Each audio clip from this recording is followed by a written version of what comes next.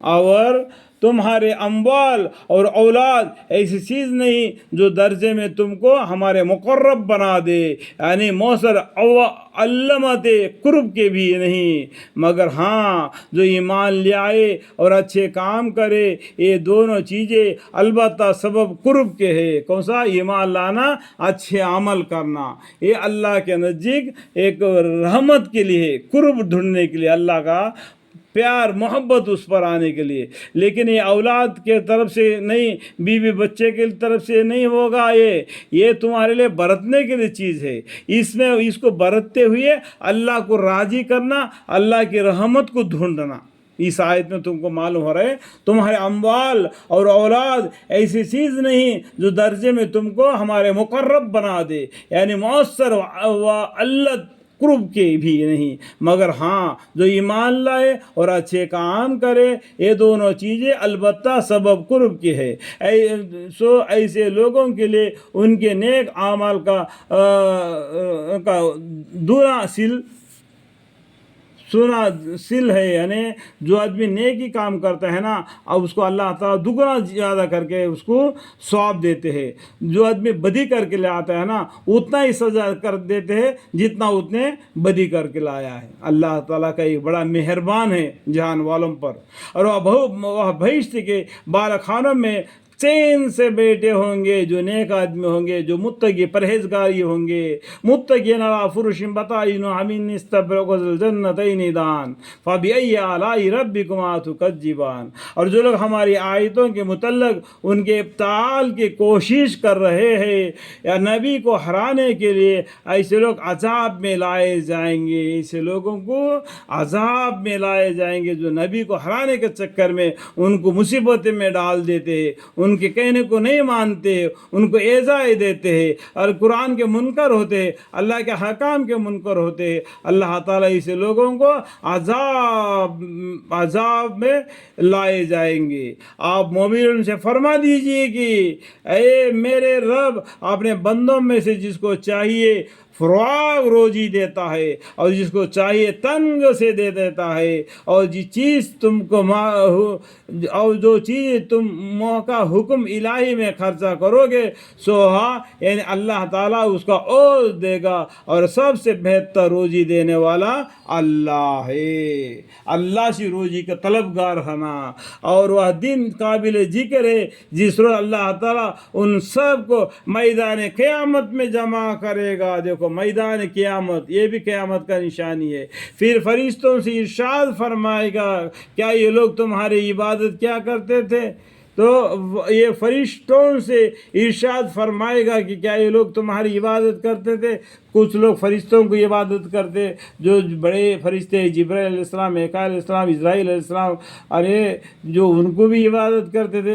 کچھ لوگ سورج چاند کی عبادت کرتے، کچھ لوگ مورتوں کو بنا کے ان کو پوجا کرتے ہیں۔ تو ان سب سے اللہ تعالیٰ ان کو پوچھے گا، وہ عرض کریں گے کہ آپ پاک ہے۔ اللہ کون ہے؟ اللہ پاک ہے، سبحان اللہ۔ اور وہ عرض کریں گے کہ آپ پاک ہے، ہمارا تو آپ سے تعلق ہے، اللہ سے ہمارا تعلق ہے، نہ کہ دنیا والوں سے، نہ کہ ان سے، بلکہ یہ لوگ شیاطین کو پوجا کرتے ہیں۔ یہ کس کو پوجا کرتے ہیں؟ شیاطین کو پوجا کرتے ہیں۔ اللہ تعالیٰ نے شیطان ہے، اس کا عبادت مت کرو، تم عبادت کرو ایک اللہ کی جس نے تم کو مٹی سے بنا دیا۔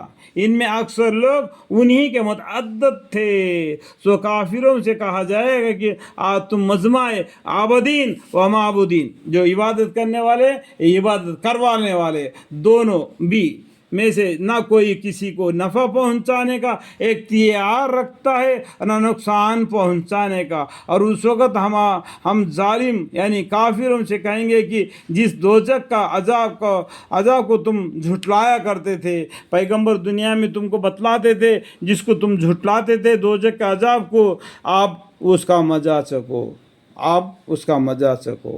اور جب ان لوگوں کے سامنے ہماری آیتیں جو کہ حق اور حاوی ہے ہونے کی صفت میں صاف صاف پڑھی جاتی ہے تو یہ لوگ پڑھنے والے یعنی نبی صلی اللہ علیہ وسلم کے نسبت کہتے ہیں کہ نوز باللہ یہ محض ایک ایسی شخص ہے جو یوں چاہتا ہے کہ تم کو ان چیزوں کی عبادت سے باز رکھے جن کو قدیم سے یعنی پہلے سے ہاں تمہارے بڑے پوچھتے تھے، باپ دادا عبادت کرتے تھے، ان سے الگ کرنا چاہتا ہے یہ پیغمبر بول کے قرآن کے نسبت، قرآن کے آیتوں کی نسبت ایسے ایسی باتیں کہتے اور قرآن کی نسبت کہتے ہیں کہ نعوذ باللہ یہ محض ایک تراشی ہوا جھوٹ، اللہم اغفر لی، اور یہ کافر اس امر حق یعنی قرآن کے نسبت جب کہ ان کے پاس پہنچا یوں کہتے کہ محض ایک سریہ جادو ہے اور ہم نے ان کو کتابیں اور ہم نے ان کو کتابیں نہیں دی تھی کہ ان کو پڑھتے پھرتے ہو، اور اسی طرح ہم نے آپ سے پہلے ان کے پاس کوئی ڈرانے والا یعنی پیغمبر نہیں بھیجا تھا، اور ان سے پہلے جو کافر لوگ تھے انہوں نے تکذیب کی تھی، اور یہ مشرکین عرب تو اس سامان کہ جو ہم نے ان کو دے رکھا تھا اس میں حصے کو بھی 10ویں حصے کو بھی نہیں پہنچے، تو اللہ تعالیٰ کیا بولتے ہیں اور یہ مشرکین عرب تو اس سامان کے جو ہم نے ان کو دے رکھا اس سے پہلے زمانے والوں کو دے رکھا تھا اس کے 10ویں حصے کو بھی نہیں پہنچے۔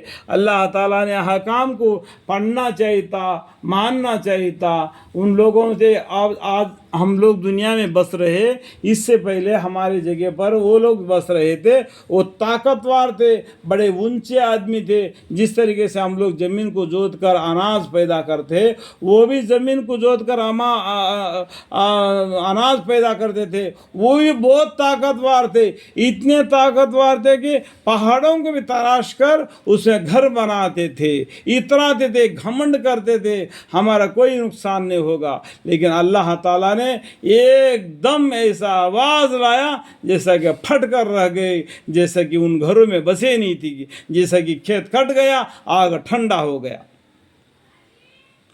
غرض انہوں نے میرے رسولوں کی تکذیب کی، سو دیکھو میرا ان پر کیسا عذاب ہوا۔ دیکھو رسولوں کو تکذیب کرنے کی وجہ سے ان کو کیسا عذاب ہوا، ان بات کو یاد کرو، پہچانو۔